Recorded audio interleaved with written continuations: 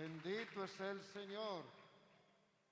Damos gracias a nuestro Dios en este domingo conmemorable, ¿verdad? Domingo de resurrección. Y lo que es la resurrección no es solamente termina o comienza cuando Jesús resucita, sino que es un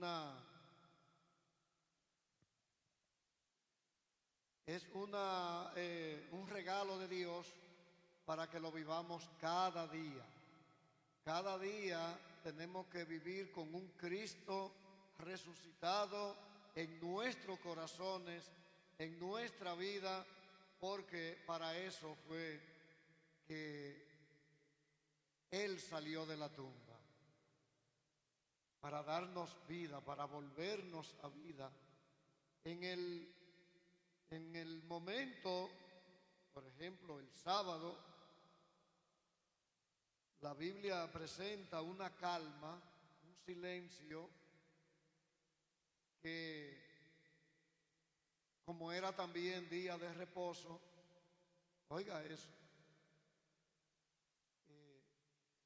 los religiosos estaban apurados en crucificar a Jesús porque venía el sábado, porque ellos guardaban el sábado, porque respetaban, adoraban el sábado, pero entonces matan al creador del sábado. Tienen un deseo lujurioso de desaparecer a Cristo, que tenía que ser antes del sábado, para ellos tener su sábado libre de adoración. Y humanamente viendo, esto fue un gran crimen, aunque fue para el cumplimiento de las Escrituras, pero dice Jesús, mejor te hubiera sido no haber nacido. Un mensaje a Judas y a todos los que contribuyeron con su muerte, con su odio, con su persecución, con el deseo de que no existiera.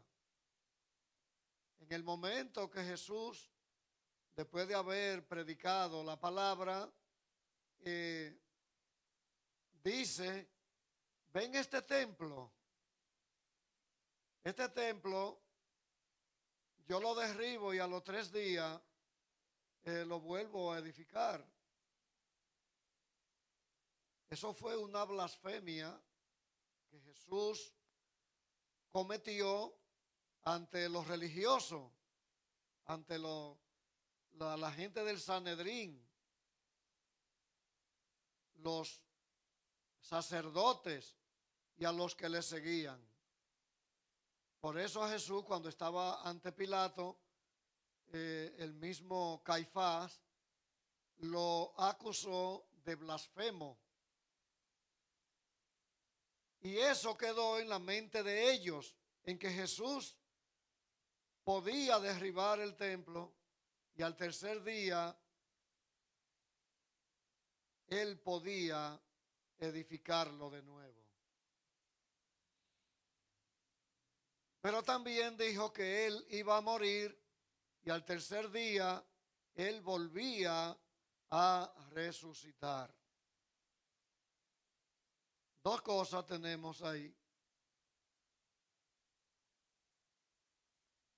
Los sacerdotes guardaron esa palabra y a los apóstoles se le olvidó. ¿Por qué los sacerdotes la guardaron? Y eso afectó también al gobierno de ese entonces, porque Jesús de todas maneras era una gran amenaza para ellos, pero para los discípulos, vamos a decir ya apóstoles, sus pensamientos, sus ojos espirituales estaban vedados, estaban ciegos todavía, porque para ellos eso no fue una revelación ni una advertencia. Pero para Herodes, para los sacerdotes, eso era una amenaza porque ellos sabían de la venida del Mesías, de la venida de Jesús a la tierra. Por toda la historia y todos los sacerdotes y césares que pasaron por ahí y los herodianos, eso lo estaba guardando Satanás en la mente de ellos desde Moisés. Desde Moisés. Se heredaba eso, esa precaución, esa amenaza, esa profecía que se convertía, según ellos, en el derribamiento de su sistema religioso, engañoso, que todavía existe. Todavía Jesús es una gran amenaza al sistema religioso que estamos viviendo. Pero también al sistema de gobierno, porque todos los países están negando a Dios y se están yendo tras sus propios deseos. La misma ciencia, el adelanto que tenemos de la ciencia, ha abierto todas las posibilidades de alcanzar metas en nosotros. Yo digo que estamos viviendo en los tiempos de las opciones, donde el hombre tiene diferentes opciones para decidir qué voy a hacer, qué voy a dejar de hacer, lo que quiero alcanzar. Y dicho de paso, eso está afectando mucho a la familia, a los valores que la palabra de Dios quiere que nosotros estemos practicando y vivamos para la gloria y la honra de Dios. Y el sábado fue un día de una relativa calma. Y de mañana dice la palabra que las mujeres se levantaron compraron hierbas aromáticas para ir a ungir al maestro, para ir a ungir a su Señor. Ellas creían que iban a ungir un cadáver, al cadáver del maestro, como en una forma de embalsamarlo, para que el mal olor no saliera. Y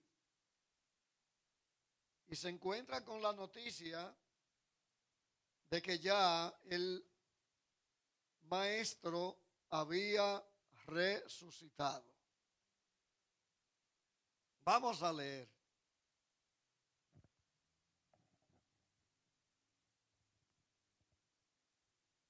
Me voy a poner los lentes, ustedes crean que estoy viejo. Leemos la palabra en el nombre del Padre, del Hijo y del Espíritu Santo. Amén. Mateo capítulo 28, en su versículo 1 en adelante.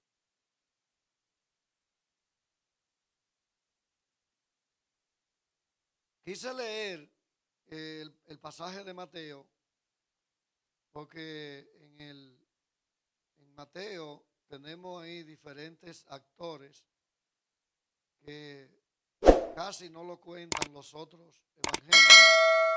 La intervención de los militares y todo eso. Pasado el día de reposo, al amanecer del primer día de la semana, vinieron María Magdalena y la otra María a ver el sepulcro. Y hubo un gran terremoto, porque un ángel del Señor, descendiendo del cielo y llegando, removió la piedra y se sentó sobre ella. Su aspecto era como un relámpago y su vestido blanco como la nieve. Y de miedo de él los guardas, temblaron y se quedaron como muertos. Mas el ángel, respondiendo, dijo a las mujeres: no temáis vosotras.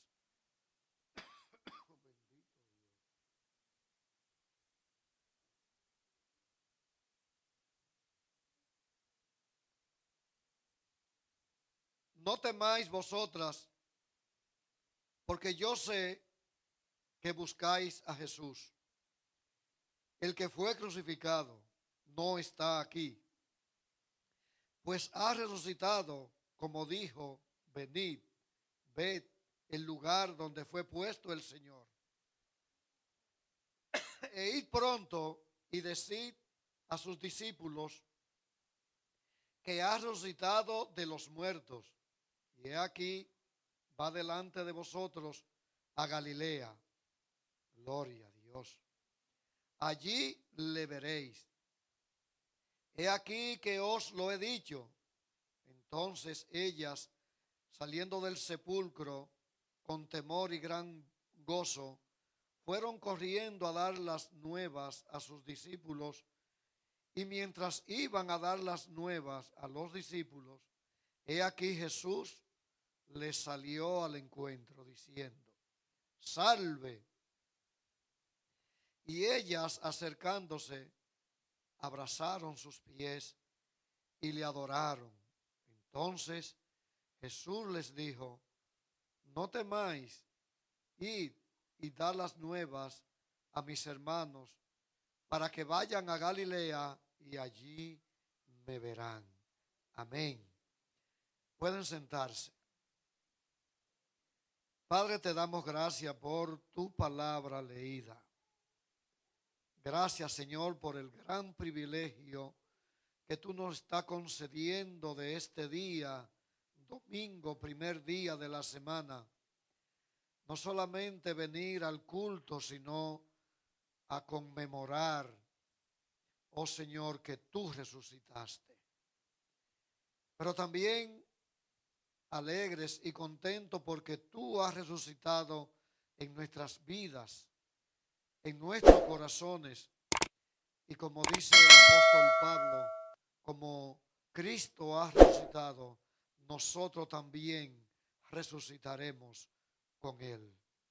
Muchas gracias en el nombre de Jesús. Amén y amén.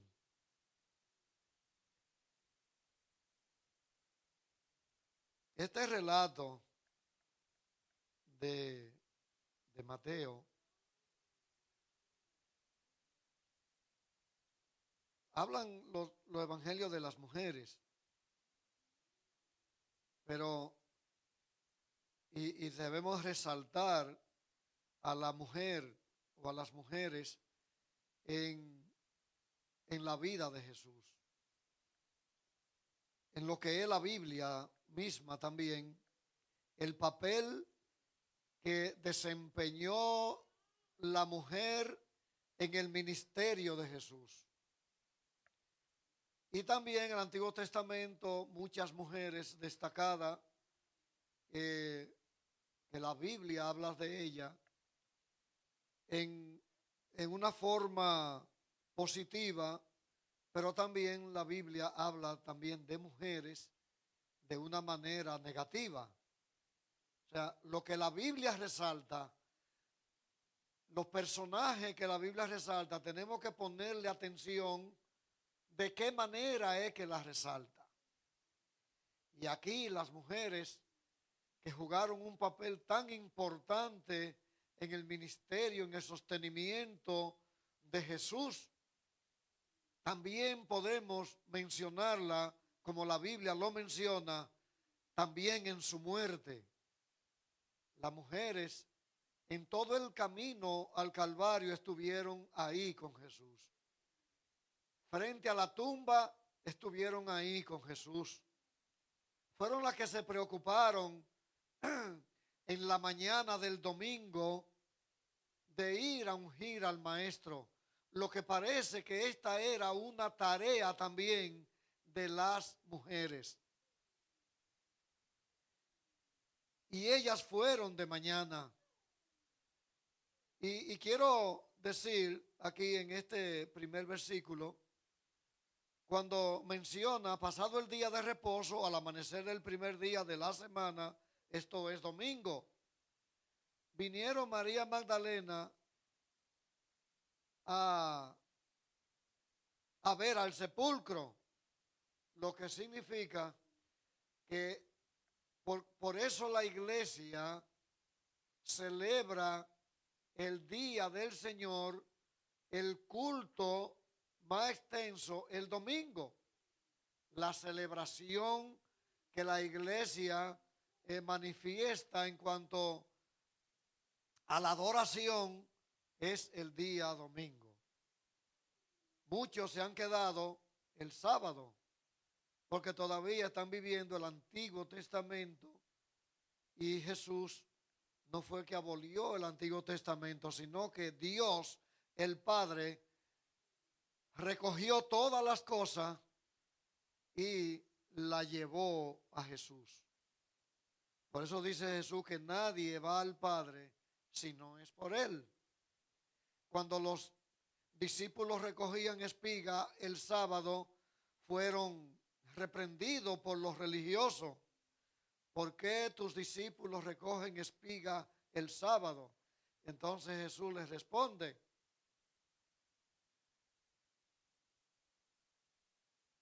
que el sábado,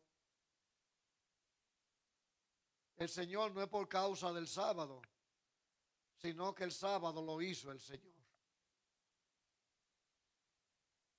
Y todas las apariciones de Jesús después de su resurrección es domingo. Usted puede ver cuando en el encabezado de las apariciones de Jesús dice primer día de la semana. Y en el primer día de la semana Jesús hizo esto, en el primer día de la semana Jesús hizo lo otro. La resurrección de Jesús no solamente fue un acontecimiento para mostrar el poder de Dios, sino para comprometer a la iglesia a cumplir lo que se llama la gran comisión. La gran comisión de un Cristo resucitado. La gran comisión de denunciar el pecado, hablarle a la gente del pecado, de la condición de su pecado, para entonces mostrarle el plan de salvación de Jesucristo. Porque nadie puede arrepentirse si no sabe que es pecador. Entonces, si no tenemos la conciencia de que somos pecadores, que la Biblia nos dice que somos pecadores y venimos a Cristo, entonces lo que nos vamos a convertir simplemente en un amigo de la iglesia. Pero si no tenemos la conciencia clara en la condición que tenemos delante de Dios desde Adán, entonces la resurrección de Cristo no hace el efecto para el que fue hecho. Lo que significa que la resurrección de Jesucristo nos compromete, ya lo que lo conocemos, ¿a qué? Hablarle de ese gran acontecimiento al que no conoce a Cristo para que le conozca. En el libro de los Hechos,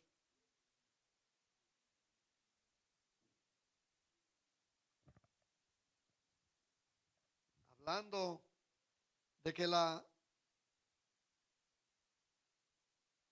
resurrección de Cristo es para testimonio de la misma palabra de Cristo. Y la Biblia habla de Cristo desde el Antiguo Testamento como profecía de este gran día. Lo que significa que es para que nosotros testifiquemos al mundo de esa gran resurrección. Porque los grandes pensadores que dirigieron, y todavía en nombre de esos hombres, de Mahoma, de Buda y de toda esa gente, de muchas religiones, esos hombres están muertos. Y lo que más se testifica de la resurrección de Cristo, que nadie puede decir que no, es porque no han podido encontrar o no pudieron encontrar su cuerpo muerto. Aunque la guardia, cuando fue a dar el informe, que ya el cadáver no estaba ahí, los religiosos, los sacerdotes, pidieron guardia para que cuidaran el sepulcro, porque ellos habían oído decir que Jesucristo iba a resucitar el tercer día y que eso era una treta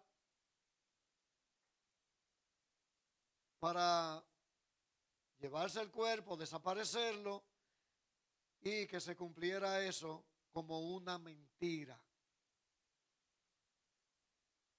Cuando los guardias fueron y dieron el informe que el cuerpo no estaba ahí, luego sobornaron a esos militares para que salieran a decir que el cuerpo había sido robado. Y ese dicho está en boca todavía hasta el día de hoy, dice la palabra. Pero en el capítulo 2,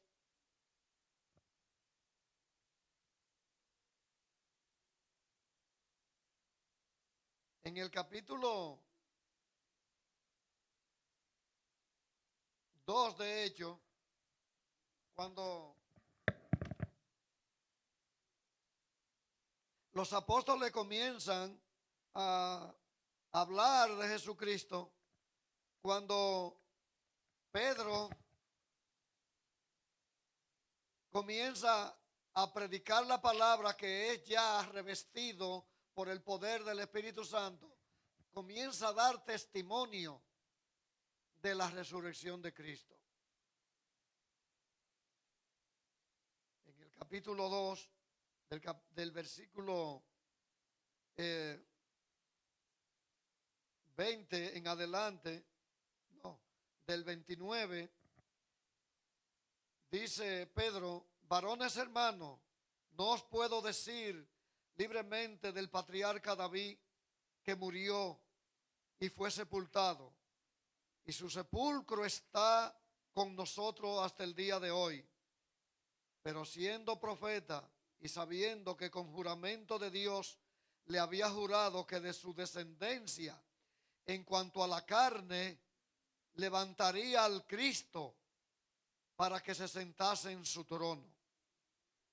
Viéndolo antes, habló de la resurrección de Cristo, que su alma no fue dejada en el Hades, ni su carne vio corrupción. A este Jesús resucitado, Dios, de lo cual Dios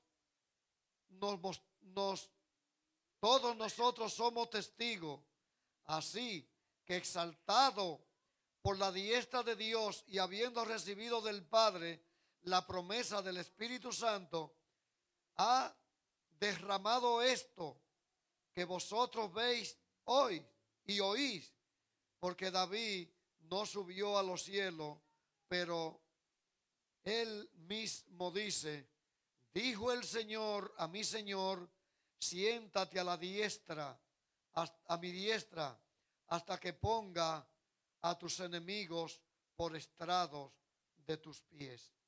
Sepa pues ciertísimamente toda la casa de Israel, que a este Jesús, a quien vosotros crucificasteis, Dios le ha hecho Señor y Cristo. O sea, ustedes con alevosía, con burla, con escarnecimiento, lo mataron, lo crucificaron, pero ha resucitado. para sorpresa de ustedes, a todo el pueblo, ha resucitado. Un hombre, llamado Pedro, quien habla aquí en Hechos, no había sido muchos días que había negado al maestro. Y cuando en uno de los evangelios a las mujeres la enviaron a quien, a Pedro. Ve, dile a Pedro, no a los discípulos. Ve y dile a Pedro. Porque Pedro, aunque pasó todo lo que pasó con Pedro, Dios lo tenía escogido a él para que liderara la iglesia. Para que fuera el guía de la iglesia. ¿Cuál fue el discípulo que estuvo más cerca de Pedro, de Jesús? Aún Pedro metiera la pata, Pedro tenía muchas cosas aprendidas de Jesús. Por eso tenemos que estar cerca de la palabra, meditando la palabra, leyéndola, escudriñándola, como Jesús nos recomienda, escudriñen las escrituras, porque a mí os parece que en ella está la salvación. Eso fue en un momento, en una larga discusión, la discusión más larga que Jesús sostuvo con los sacerdotes y la gente del Sanedrín, gente del gobierno y la gente común del pueblo allí en una plaza que no creían en él. Le acusaron de Beelzebú, de que él hablaba y sanaba en el nombre de Beelzebú. Y él le mencionaba las cartas de Moisés y ellos no creían. Las cartas de Moisés hablan de mí. Ustedes que son tan apegados a la carta de Moisés y la mencionan tanto, pero ellas hablan de mí. Y me tienen aquí porque no creen en mí.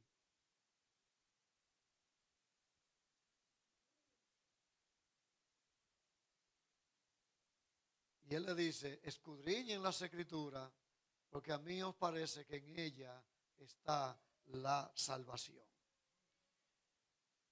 No es solamente venir el domingo y abrir la Biblia a ver lo que el pastor está leyendo, tener la Biblia abierta ahí y quedarnos solamente en esa rutina. Y de ahí en adelante hacer las cosas que nosotros creemos que tenemos que hacer. Entonces Pedro tenía guardadas muchas palabras y de las enseñanzas de Jesús, las cuales él no podía manifestar porque para eso se necesitaba que la presencia del Espíritu Santo en Pedro, la presencia del Espíritu Santo en el grupo entero de los apóstoles, la presencia del Espíritu Santo ahora mismo en la iglesia. La presencia del Espíritu Santo no se demuestra solamente, como me dijo una hermana un día, una compañera de trabajo, a mí me gusta la iglesia que cuando yo entre, yo sienta esa vibración. Y yo, no, hermana, si usted no está consciente de la palabra de Dios, usted no va a sentir al Espíritu Santo en su vida. Usted va a sentir una emoción, usted va a sentir una moda, usted va a sentir algo que los otros dicen que sienten.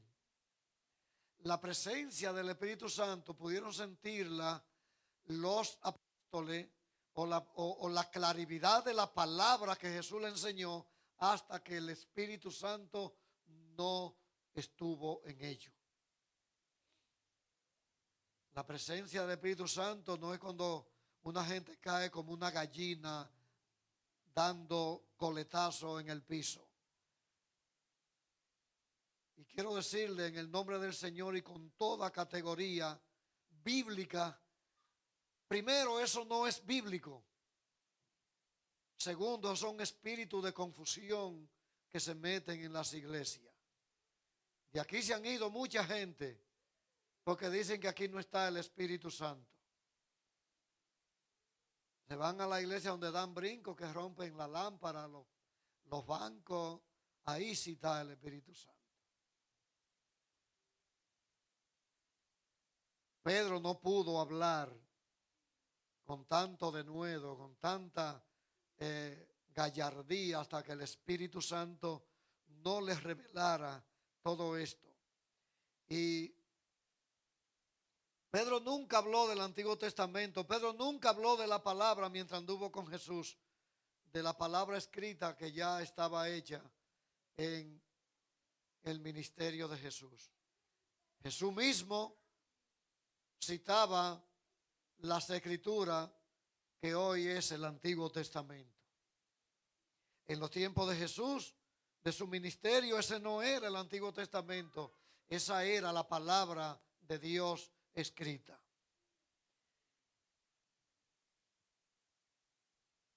Pero ya después de Jesús,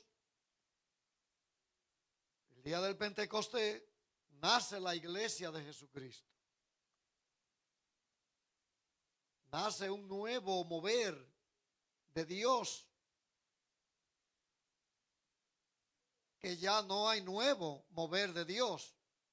Ya no tenemos nuevo mover de Dios.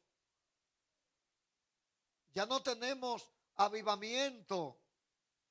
Si no hay palabra de Dios, si la palabra de Dios no está impregnada en nuestro corazón y en nuestra mente, no puede haber un avivamiento, porque el verdadero avivamiento es cuando la palabra de Dios está en nuestra vida.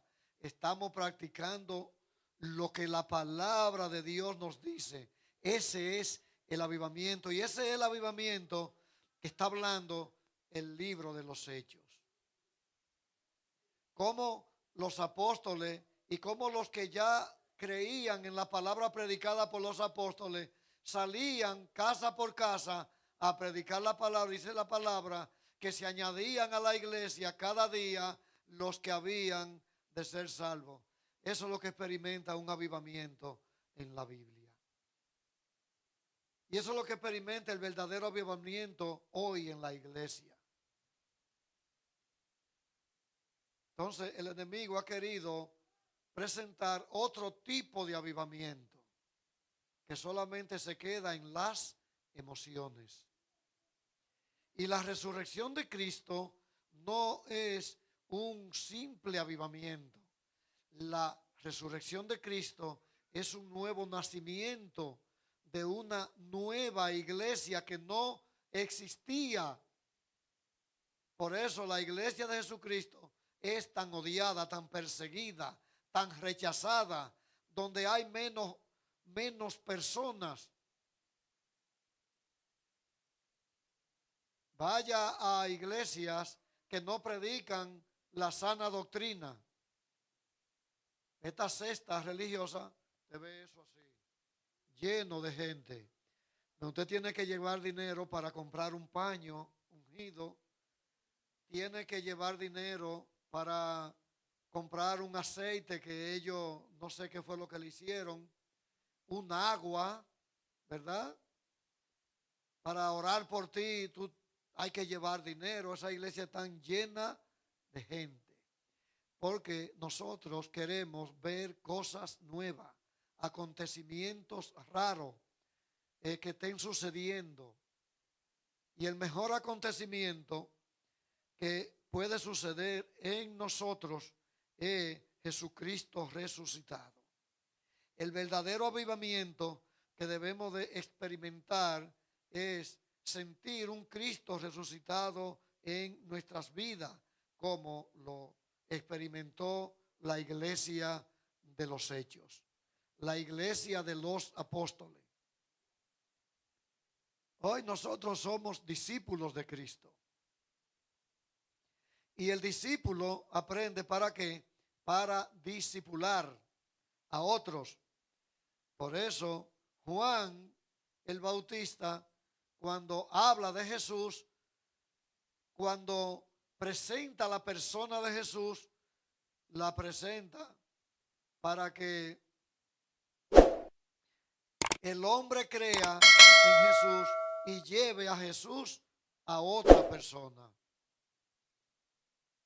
Hubo un crecimiento grande de creyentes en Jesús por la boca de Juan el Bautista. Y dice la palabra que él no le conocía.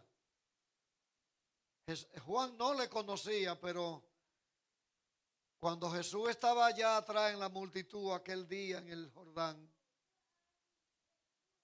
él lo señala y dice: he aquí el Cordero de Dios que quita los pecados del mundo. Es necesario que yo mengüe para que Cristo entonces suba. Usted se imagina un hombre con el liderazgo de Juan, con la posición que Juan tenía ante la gente, la mirada de la gente en esos días estaba en la persona de Juan el Bautista. Todo el mundo corría hacia el río, hacia las aguas, para ser bautizado. De todos los extractos sociales estaban yendo hacia donde Juan y oyendo la predicación de Juan. Entonces viene Jesús y Juan entrega todo lo que él era. Juan mengua, no de tamaño, no de categoría social, sino Juan se humilla ante el grande de los grandes. Y por posición que hoy nosotros podamos tener, tenemos que decir, como dice Jesús, negarnos a nosotros mismos. ¿Sabe lo que es negarse a nosotros mismos? Lo primero que tenemos que hacer es decirle al Señor: ayúdame a quebrantar mi orgullo. Ahí se manifiesta la resurrección de Jesús. Ayúdame a ser un hombre o una mujer nuevo o nueva cada día. A que en mí se pueda ver tu resurrección, que tú estás vivo y que tú reinas por los siglos de los siglos. El reino de Jesús, el reino de Dios, no podemos verlo en una nube, en un árbol. Dios nos usó a nosotros como un retrato, como un espejo, para que el mundo pueda ver la gloria de Dios. No solamente en los milagros, no solamente en sanar a un enfermo, sino en predicar la palabra de salvación. Esa es la voluntad de Dios. Y pensamos, ¿cuál es la voluntad de Dios? ¿Cuál es la voluntad de Dios en mi vida? ¿Cuál es la voluntad de Dios para el mundo? La voluntad de Dios es que todos sean salvos. Pero también la voluntad de Dios para mi vida y para tu vida es que seamos santos. Dice Pablo: sean santos porque yo soy santo. Y vivan de una manera piadosa, de una manera santa en todo lo que hacemos. En toda nuestra manera de vivir, tenemos que vivir en santidad. En el Antiguo Testamento se habla de la santidad, pero el Nuevo Testamento habla mucho más de la santidad que en el Antiguo Testamento. En el Antiguo Testamento vivíamos bajo la ley, ahora vivimos bajo la gracia. La gracia no es lo que nos da a nosotros la libertad de hacer lo que queremos. No podemos tomar, como dice el apóstol Pablo, la libertad como una causa de libertinaje para cumplir los deseos de la carne, sino que ahora tenemos mucho más compromiso que cuando la ley. Porque cuando la ley íbamos, ofrecíamos pecado a animales para el perdón de nuestro pecado y nos íbamos y ya.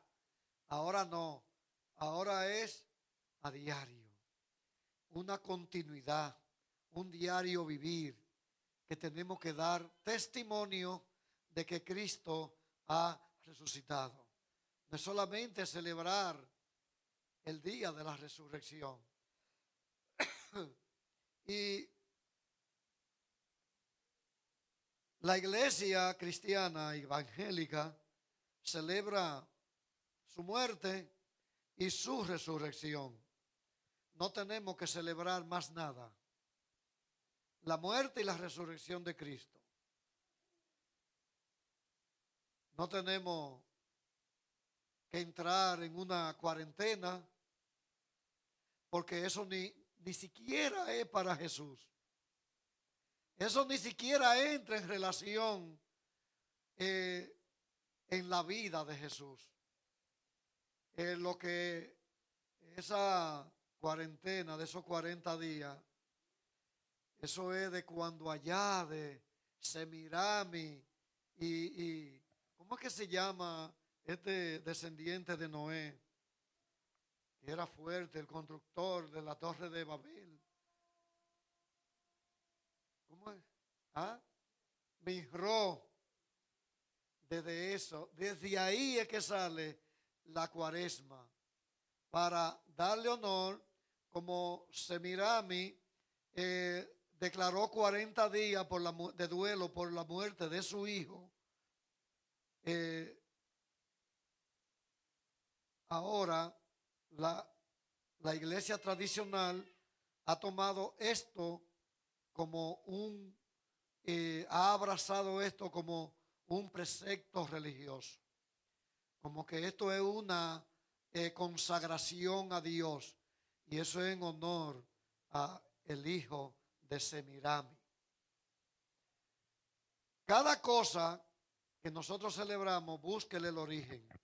Ahora hay muchísimos medios nosotros informarnos de lo que son las tradiciones, de dónde nació eso, y nosotros ver en qué estamos metidos, qué estamos haciendo, por qué nosotros le damos honor a cada tradición, por qué nos involucramos en cada tradición. Tenemos que saber de dónde vienen, de dónde nacen. Solamente tenemos que celebrar y vivir conforme a la palabra. Escudriñen las escrituras, porque a mí me parece que en ella está la salvación. En el Salmo 16, en la palabra que es escrito por David, uno ve ese salmo y uno cree que está hablando David de él mismo, y es hablando de Jesús. No lo voy a leer ya por falta de tiempo, pues yo creo que estoy pasado, ¿verdad? No, pues vamos a leer el libro de los Hechos, el libro de los Salmos, en el capítulo 16 de los Salmos, del 8 al 11.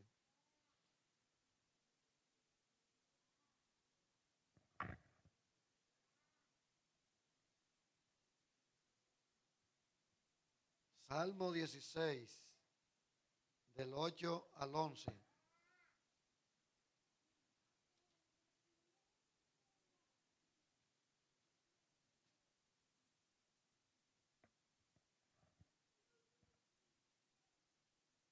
Gloria a Dios. A Jehová he puesto siempre delante de mí, porque está a mi diestra. No seré conmovido. Se alegró por tanto mi corazón y se gozó mi alma. Mi carne también reposará confiadamente, porque no dejará mi alma en el Seol. No permitirá que tu santo vea corrupción. Me mostrará la senda de la vida. En tu presencia hay plenitud de gozo. Delicias a tu diestra eternamente y para siempre. Nosotros los creyentes debemos de procurar y apreciar más que cualquier otra cosa la comunión íntima ¿con quién? Con Dios. ¿Por qué? Porque cuando tenemos una comunión íntima con Dios, moriremos. Pero después que nos arrepentimos, nosotros resucitamos con Cristo y cuando resucitemos con Él, vamos a resucitar para vida eterna. Unos resucitarán para condenación eterna. Pero mientras vivamos aquí, nosotros no podemos vivir para corrupción de la carne. Aunque tenemos una naturaleza caída por el pecado,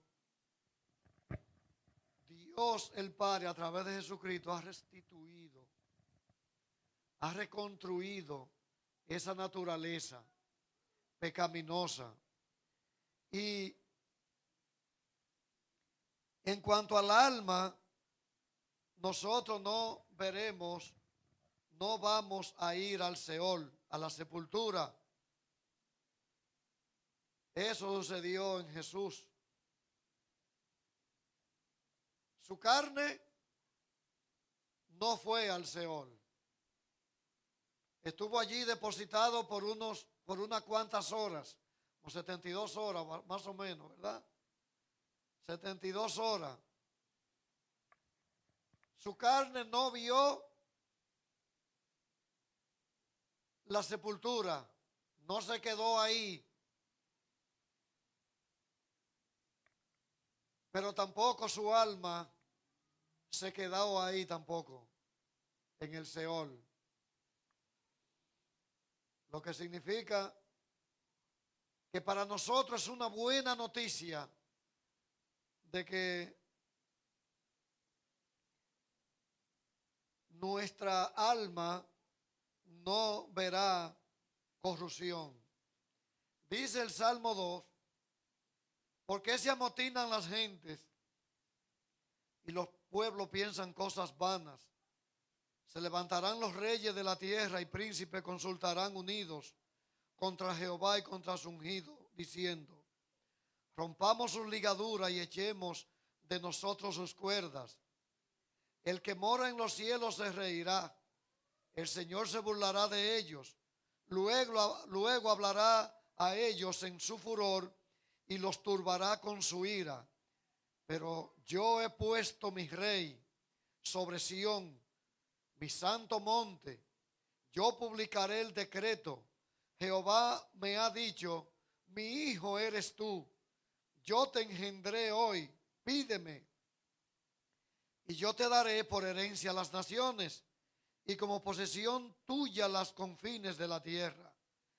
Lo que significa, cuando Jesús resucita, dice que se aparece a los discípulos, toda potestad me es dada en los cielos y en la tierra. Es indiscutible la autoridad de Jesús. Hoy día, mucha gente quiere quitarle la autoridad al Señor. Hoy día, las naciones que tienen como raíz el Evangelio, le han querido quitar la autoridad a Jesús. Especialmente, oigo muchos predicadores que son norteamericanos. Hablan del desgaste en la fe en Cristo que está experimentando Estados Unidos, la cuna del Evangelio. Y dice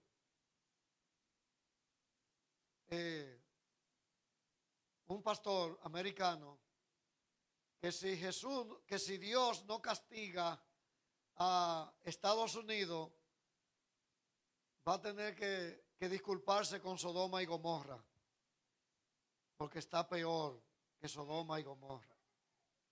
Las naciones están peores que Sodoma y Gomorra. El momento en que este salmo se escribe está siendo una profecía de ese amotinamiento que podemos ver en el Nuevo Testamento cuando los mismos sacerdotes dicen: crucifíquenle. El sacerdote Anás dice: crucifícalo y que la sangre de él corra por nuestra cuenta y por la de nuestros hijos. O sea, un pecado. Yo creo que este fue el mayor pecado heredado en la tierra, pronunciado por los que se decían que creían en Dios. Que la sangre de él corra por nuestra cuenta y por la de nuestros hijos.